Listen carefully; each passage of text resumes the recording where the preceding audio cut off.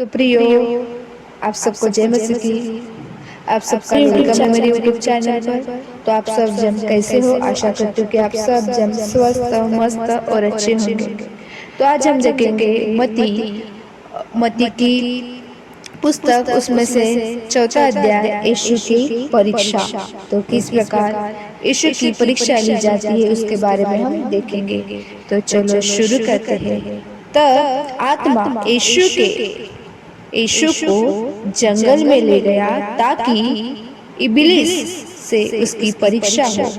वो 40 दिन और 40 रात निराहार रहा। तब उसे भूख लगी। तब परखने वाले ने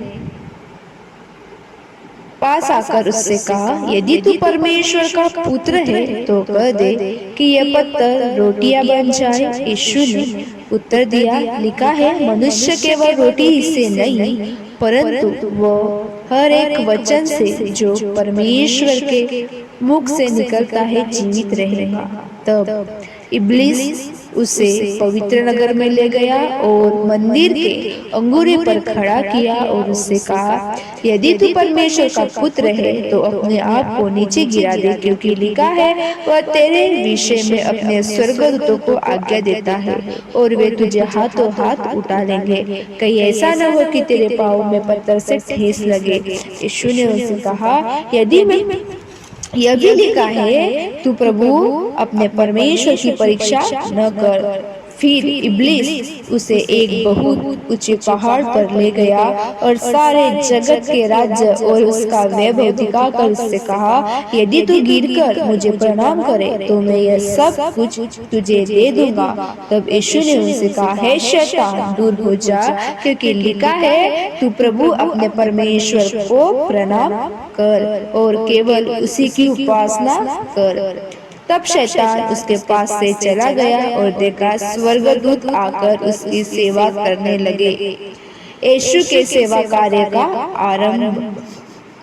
जब उसने यह सुना कि यूहन्ना बंदी बना लिया गया तो वह गलील को चला गया और वह नासरत को छोड़कर कफरनहूम में, जो झील के किनारे जबूलून और नप्ताली के देश में है, जाकर रहने लगा, ताकि जो यशायाह भविष्यवक्ता के द्वारा कहा गया था वो पूरा हो।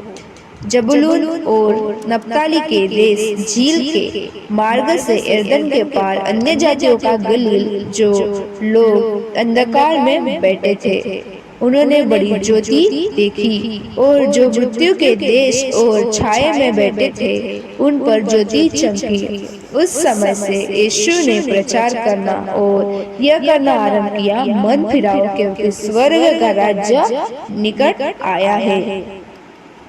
प्रथम चेलों को बुलाना जाना। गलील की झील के किनारे फिरते हुए उसने दो भाइयों अर्थात शमौन को, जो पतरस कहलाता है, और उसके भाई अंद्रियास की झील में जाल डालते देखा, क्योंकि वे मछुए थे। यीशु ने उनसे कहा, मेरे पीछे चले आओ तो मैं तुमको मनुष्य के पकड़ने वाले बनाऊंगा। वे तुरंत जालों को छोड़कर उसके पीछे हो लिए।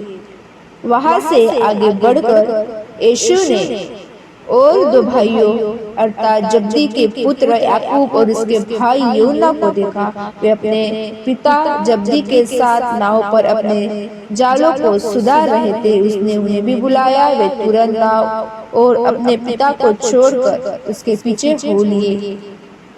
यीशु का रोगियों को चंगा करना। यीशु सारे गलील में फिरता हुआ उनके आराधनालयों में उपदेश करता और राज्यों का सुसमाचार प्रचार करता और लोगों को हर प्रकार की बीमारियां और दुर्बलताओं को दूर करता रहा। और सारे सीरिया देश में उनका यश फैल गया और लोग सब बीमारों को, जो नाना प्रकार की बीमारियां और दुखों में जकड़े हुए थे और जिनमें दुष्टात्मा थी, और मिर्गी वालों और लकवे के रोगियों को उसके पास लाए और उसने उन्हें चंगा किया। गलील और दिकापुलिस, एशलियम, यहूदिया और यरदन नदी के पार से भीड़ की भीड़ उसके पीछे हो ली।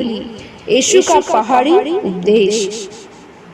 वह इस भीड़ को देखकर पहाड़ पर चढ़ गया और जब बैठ गया तो उसके चेले उसके पास आए और वह अपना मुंह खोलकर उन्हें यह उपदेश देने लगा।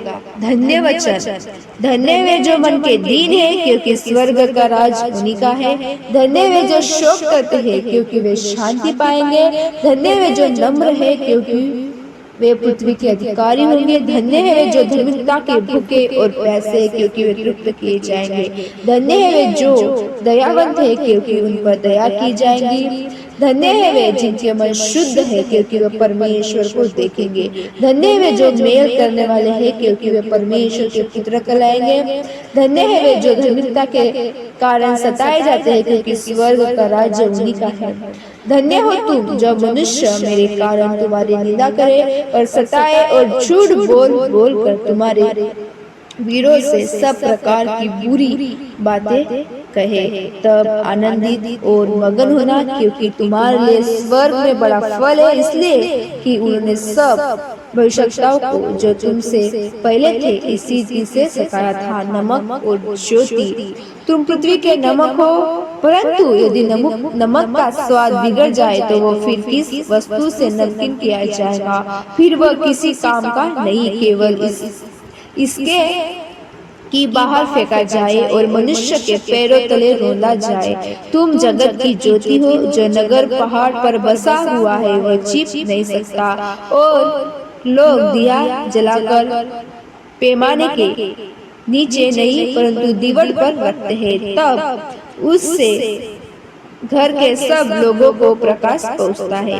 उसी प्रकार तुम्हारा उजियाला मनुष्य के सामने चमके, कि वे तुम्हारे भले कामों को देखकर तुम्हारे पिता को जो स्वर्ग में है बड़ाई करे।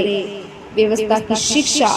यह न समझो कि मैं व्यवस्था या भविष्यवक्ता की पुस्तक को लोप करने आया हूँ। लोप करने नहीं परंतु पूरा करने आया हूँ, क्योंकि मैं तुमसे सच कहता हूँ कि जब तक आकाश और पृथ्वी टल न जाए तब तक व्यवस्था में से एक मात्रा या एक बिंदु भी बिना पूरा किया हुआ नहीं टलेगा। इसलिए जो कोई इन छोटी से छोटी आज्ञाओं में से किसी एक को तोड़े और वैसा ही लोगों को सिखाए, वह स्वर्ग के राज्य में सबसे छोटा कहलाएगा। परंतु जो कोई इन आज्ञाओं का पालन करेगा और उन्हें सिखाएगा, वही स्वर्ग राज्य में महान कहलाएगा।